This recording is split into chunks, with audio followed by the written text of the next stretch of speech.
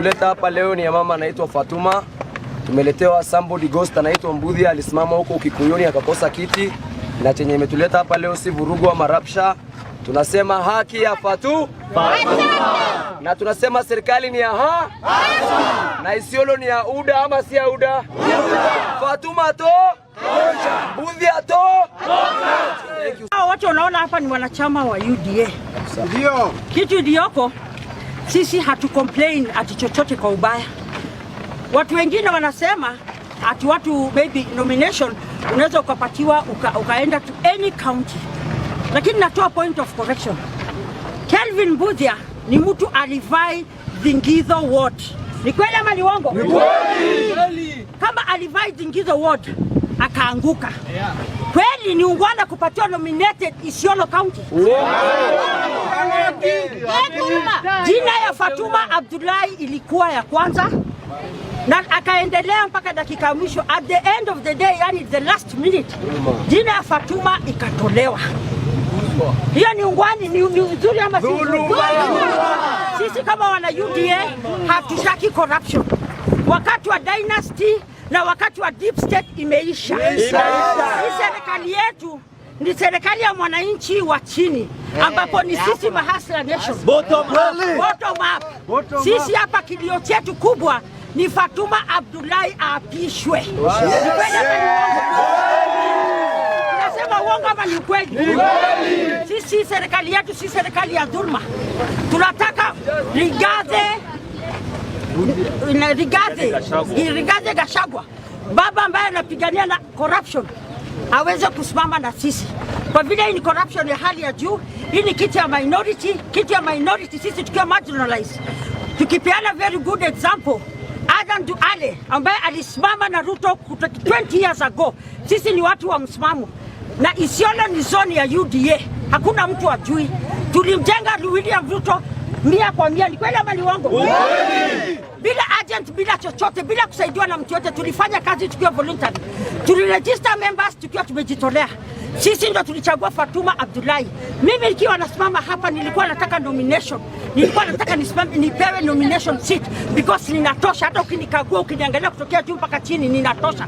Lakini tulikaa tukasema wacha tumpatie hii fursa Fatuma Abdullahi. Leo Fatuma amedhulumiwa, amefungwa nje kwa ajili ni hustler nation, ni mwananchi wa chini, mtu wa nje ambaye alivai huko na nyuki ndio akapoteza, ndio anakuja kuapishwa leo. Usijifunike na hiyo sana. Tuende sasa. Kwa majina naitwa Marcela Nkui Mugambi, ambaye ni chairlady ya muungano wa Barasa Park. Sisi kama jamii ya Isiolo tumesema tumenyanyaswa kwa sababu Mbudhi ni mtu wa kutoka Laikipia, na yali hapa Isiolo tuko na wale walikuwa wanataka nomination ambaye ni Fatuma kijimsichana yetu. Unamtaka? Sini Hustler Nation. Kwa hivyo tunaomba hata gavana wetu asikie kilio zetu, ambaye tunataka Fatuma apatiwe hiyo kiti. Tunasema Mbudhi aende wapi? Nyumbani. Aende wapi? Fatuma achukue nini? Kiti. Asanteni. Mbudhi must go. Mbudhi must go. Sauti kwa Mbudhi must go. Brought us to the realities of things. I had said it is very easy to read Article 96, but vitu ground ni tofauti. May I now invite His Excellency Governor Stephen Sang. Stephen Sang, you are our favorite because of the Sang bill. Do you still believe in it?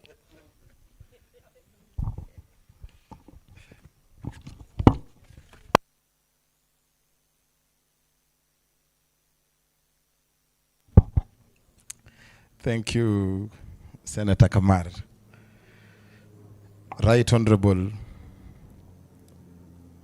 Governor Senator Amason Kingi, the Speaker of the Senate, the Deputy Speaker, all the senators present, I want to take this opportunity to congratulate all of you on your election back to the Senate, for those who are coming and the new ones into the Senate. I want to congratulate you and particularly single out two of my colleagues, Senator Senator Governor Roba and Senator Governor Mandago. We served in the COG together. I can assure the Senate that you will have very interesting contributions from those two gentlemen. It will enrich the discussions in the Senate, particularly around, accountability and how the COG views a number of those issues. I want to say that as a discussant, I will just address a few points and then be available for discussion on issues that will come from the floor. When I was requested to come, particularly the focus was on the lessons learned and to examine the expectations moving forward for the Senate. And I think I want to congratulate and thank Senator Fatuma Dulu for that chronological presentation of the journey. And I think she has been very accurate. I was there in the second Senate, and quite a number of the struggles we went through, she has been able to capture. Since our role as the Senate are broadly into 4 thematic areas, one being the legislative role of the Senate. Fatuma Dula has mentioned, Senator has mentioned a number of those challenges in terms of Article 110. And if you look at the role of Senate, the legislative role of Senate, at the center of that discussion is Article 110. And I think this is one, if we are able to address this particular challenge on Article 110, we should be home and dry with regard to safeguarding the mandate of the Senate with regard to legislation. If you look at that law or that article, it is as clear as day and night. Very clear. Matters affecting counties. It's this phrase of the law is very clear. I think this particular article is as clear as it can be. Yet we have had 10 years to struggle to understand, and even we agree on the same article that looks very, very, clear to everyone. We hope that Senator Speaker Kingi and our very own, if there was somebody who understood Article 110, made long presentations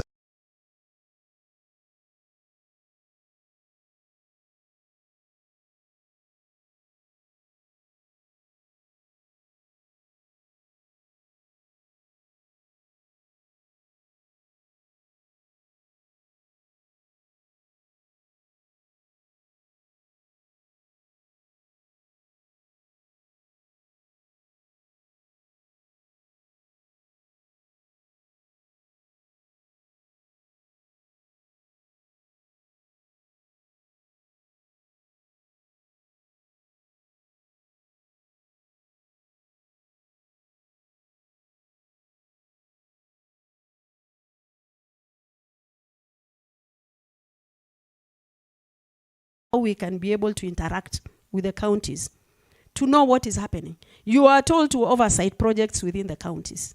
You don't have any structure. You don't know what is happening. Members of public are going to ask you questions. Project A, B, C, D, what is happening? You don't even know. So what do we do as a 4th Senate to make sure that we know what is happening? There was also a matter on source revenue, where the governors took us to court. And they said, Senate has no mandate in auditing on-source revenue. Surely. County Assembly is the one to audit on-source revenue. This matter is still in court. The ruling was given in favor of the governors, but County Assembly has no capacity. And this is something that should have actually complemented the national government budget. But unfortunately, the ruling was in their favor. We have appealed against that decision. So we are not auditing today on-source revenue at the county level. I think Governor Zamuta Tupiga. Now, the other matter is delay in implementation of Auditor General's report. Sometimes when it comes to us, Auditor General's report, we do make recommendations. But sometimes you will see that it's not implemented. So this is also something we need to see how we can be able to make sure that we have delivered on our mandates. Because Public Accounts Committee will look at audit queries, make recommendations. At the end of the day, it's not implemented. So something needs to be done. Then PSC. PSC, we have issues. National Assembly has 4 commissioners. We have 3. There are 2 from outside.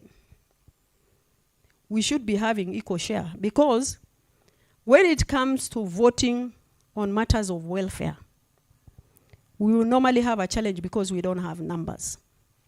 And I think, Mr. Speaker, sir, this is your area and your concern. This time round, we must have equal share of commissioners. There are 2 actually over, no, there are 2 from outside. And even the 2, in the experience that I had from in Parliament, all of them are from National Assembly. And when it comes to matters of either a Senate or National Assembly, they vote with National Assembly. So, and I think this time round, when the issues of commissioners come to us, we must elect somebody from the Senate to represent us in the commission so that we have equal shares. And this is a matter that we should fight on now before it is implemented. The other matter is oversight fund, although we have been promised that is going to be sorted out. And I think this time around we have our own colleague, Senator Weta, who knows the challenges we are facing. But I think over the years we have been promised severally. I had the benefit of sitting in the first committee where Kiraitu Murungi was the chair. I remember we were given 40 million to spend within, was it 2 months, I think? 2 months, if I'm not wrong. And we were told the only way you can access that money is for you to prepare an activity in your counties. And then once you prepared, you send it to the secretariat, they disperse the money to you. Before we develop the structure, the term has already lapsed. That 40 million, it didn't go anywhere. The second Senate, actually the Senate nominated me to be the chair of the Oversight Fund. I honorably agreed to chair the committee. We went through so many processes. We have been to State House thrice or twice. We have been promised the money will be given to you. We went even to State House in Mombasa. I remember the current president took us to Mombasa to negotiate on that. And the president was categorical. He said, Senate, you must give them their money. CDF is illegal. NGAF is illegal. Let also Oversight Fund be illegal. And he called Rotich then in Mombasa. We were told on Monday we must have a meeting in the Speaker's office. We went for a meeting. Rotich was there. I think the clerk was there. The leadership of both houses were there. We discussed. And we were told, since this is not a development fund, we must come up with a regulation. Initially, we developed a legislation. It was thrown out. We were told it's not a development fund. Then we were told to develop regulations. We developed regulations. Yeah? And in all those meetings, National Assembly leadership and the political leadership, they were all saying, tutawapatia pesa hamna shida. So the regulation went up to Treasury. I remember we had a meeting with Treasury, Auditor General, AG, all those institutions. We had meetings for weeks to make sure that we have a regulation, we had a budget. Clerk was told to open an account within his secretariat so that the money is actually transferred from Treasury, and was it an overhead? I think he created an overhead under his docket. He did that. Twice when the money was put in the budget, at the national level, it was removed actually and reallocated to PSC and for other activities. So even after Clark established an account under his docket, 500 million was put in there. We established actually the regulations. PSC passed. I don't know what happened after that. We never managed to get that money. Surely. We didn't have then. I think there was so much debate in our wall. But as a second and third Senate, we have really fought for oversight fund. Maybe there was no political will. Maybe our brothers in the National Assembly then didn't see the need. I think those who are here, they know now there is a need. To Saidiane, the only way that we can be able to deliver on our mandate is that we must actually have oversight fund. Because you go to the county, you don't know anything. And I think we went through a very lengthy process just to see how Senate can be able also to utilize the money. We have all the documents, we have all the records. The only thing that is left is the money allocated. Mr. Speaker, sir, we are appealing to you to saidia tafadhali tupate your oversight fund. So we have tried to that level. Finally, I wish to thank the Secretariat.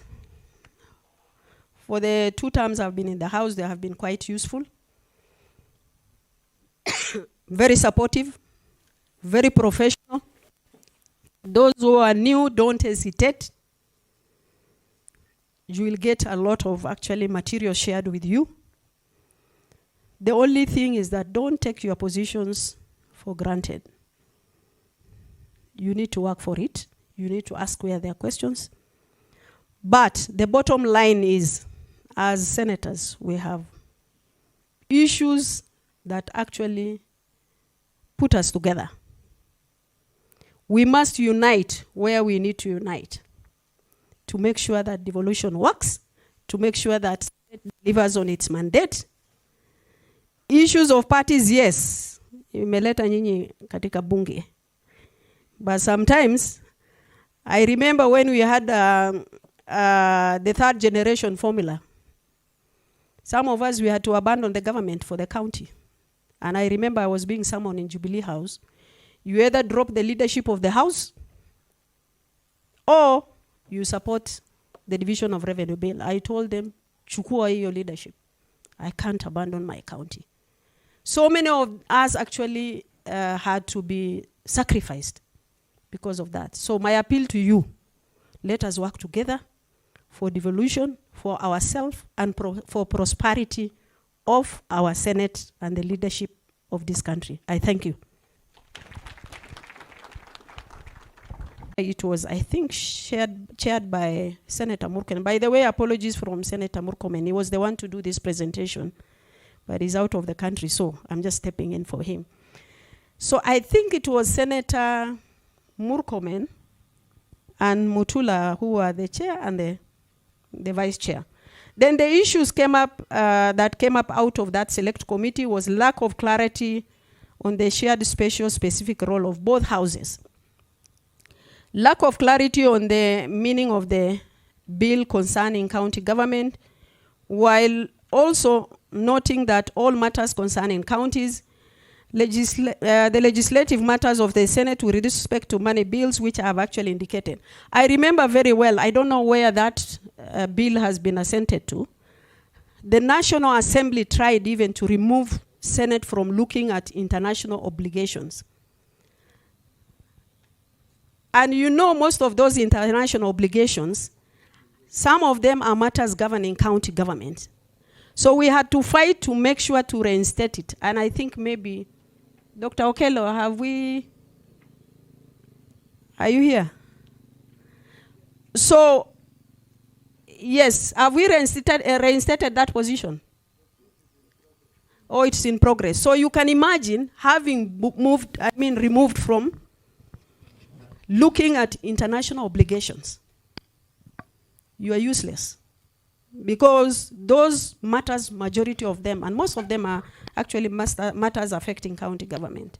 I mean county governments. Then the other matter is the role of the Senate in the budget making process, limited role of the Senate and approval of nominees for the appointment of the state officers. And I think this is a matter we need to look at also, because I don't know how we are going to handle it, but it's a matter that we need to discuss and have a way forward on it. Lack of constitutional provision to Senate leadership. While National Assembly leadership is detailed under Article 108 of the Constitution, so the mention of the leadership of the Senate is nowhere in legislation. So ni ukarabati tunafanya. So I think this is something also we need to fight for. Independence of the county assemblies to ensure effective oversight of a county executive. I think this one we have also tried, because at the initial stage, county assemblies were actually at the mercy of governors, because they didn't have actually independence as far as their budget is concerned. And there is so much audit query as far as that relationship was concerned, where the monies were not actually transferred properly. But I think right now they are doing well. Some of the issues identified by the select committee have since been subject of judicial interpretation, some of them. Bills concerning county government, and I think I have said that. Increased allocation of resources, which we have talked about it. Enhancing independence and capacity of the assemblies. I think I have tried. And at the Senate level, we have a liaison office, where we said the county assemblies should come for training for a week or for the number of weeks they want. Then PAC has also a structure where they have a training institution where they can be able to send their staff.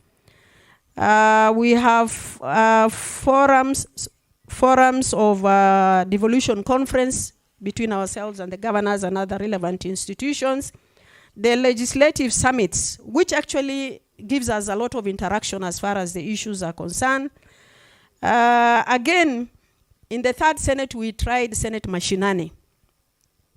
And we had Senate Mashinani in Wasingishu and also in Kitui, where we felt we need to move from the national level.